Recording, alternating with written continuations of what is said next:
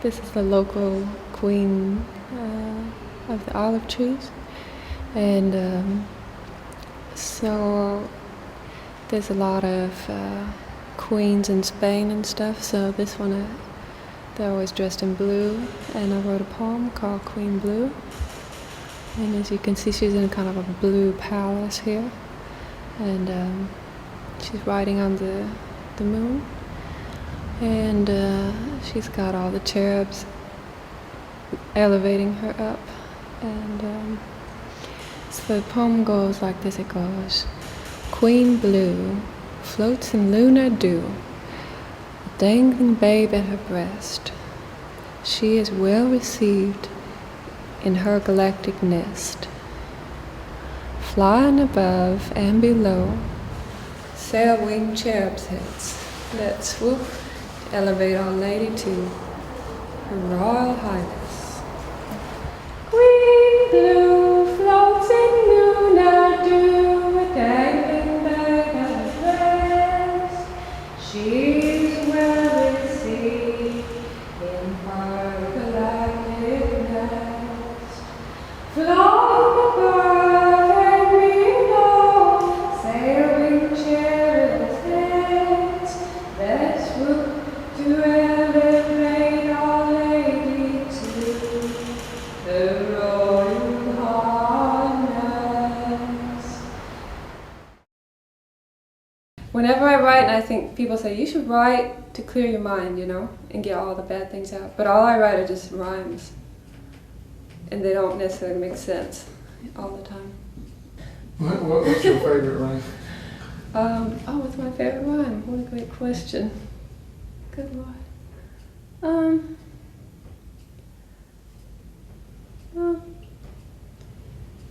Well, there's the one that everybody hates, and that's like June, moon, soon. June and moon, like people say you shouldn't use those together. Like that's too cliche. So I have at least one song with June and moon, and it seems perfectly natural, like what the hell's wrong with that?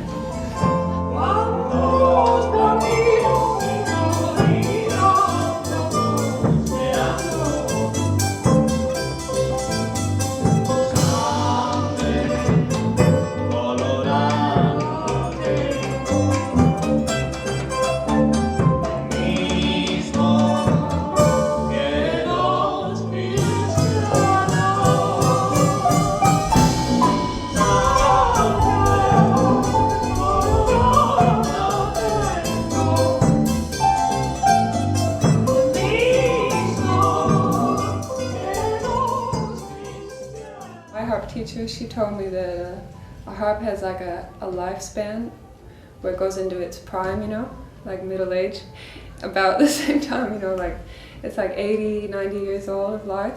And then when it's in middle age, it's like opened up the most in its soundboard, and it like has the most beautiful frequencies. But that doesn't mean it sounds bad ever. It's just that's kind of like frequency-wise, like this huge spectrum, and then it goes into different sounds,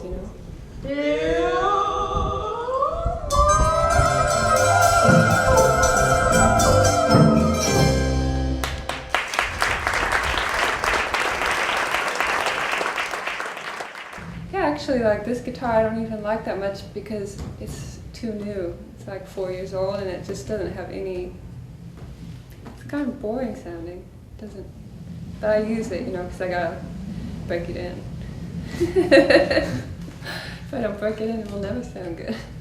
Yeah, it starts to fall. I mean, I'm not the most, I should be more careful, and it does fall around, and then I think, well, maybe that's okay that it just like fell off a stage or whatever. And it's actually fine. It's this problem, I think, is it's a flamenco guitar. So, I mean, a flamenco guitar is like buying, a reinforced truck or something, Like, I think it's built to be manhandled, and I'm too much of a softie. It's got like this double, what do you call it? Pick guard. on both sides, you know, to like protect the wood. I don't even need a pick guard. You know what I mean? I don't even have long fingernails, so I don't even need a pick guard. So I think I'm going to take this plastic off. You see? It's coming right off. So it doesn't even matter. Get off.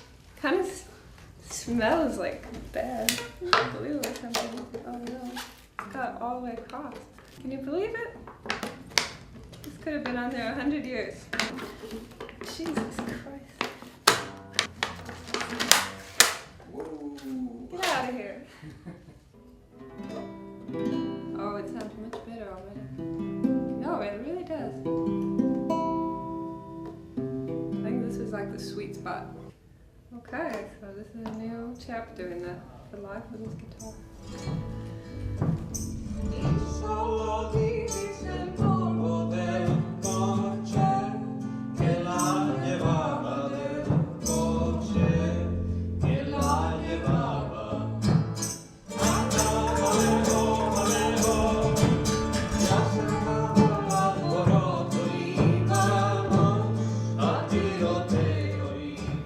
Spanish music that really interests me is pretty much like flamenco and then some folk songs, but the folk songs are not really too alive. You know, flamenco's really sort of the thing that is a little bit more on the street, and you can find little pockets of a living culture, you know, that's authentic.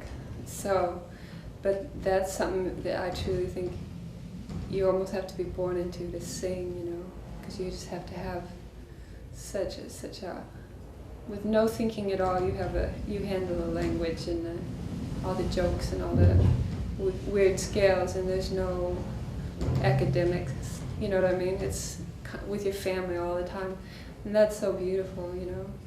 But so learning that, it seemed like, well, I just have to be born into that, so I'll just like feel those people and their atmosphere and just, you know, and try and just appreciate it.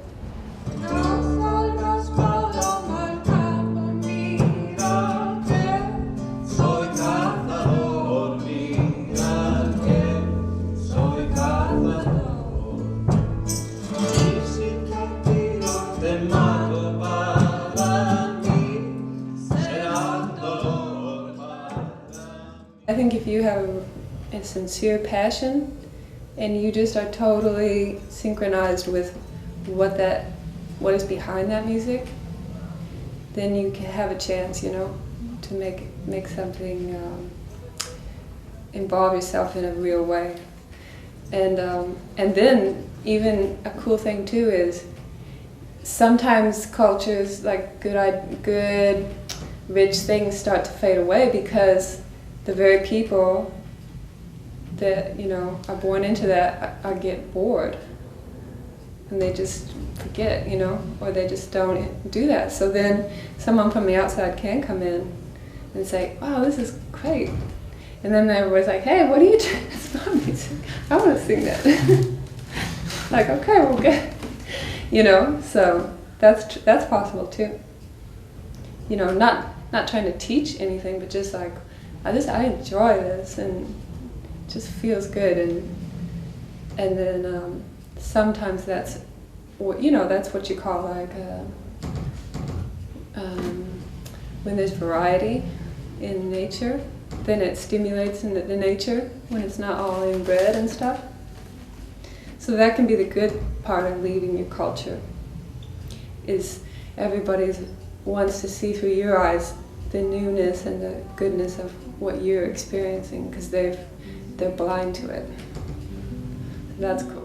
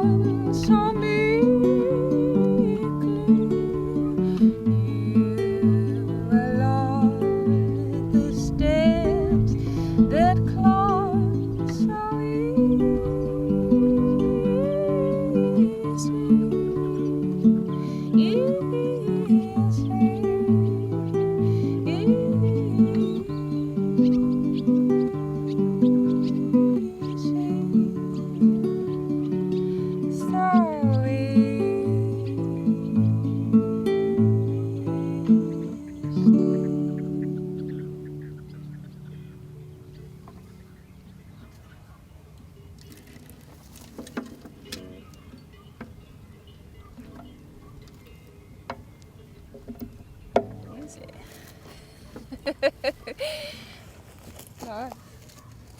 Oh, that's so pretty, isn't it?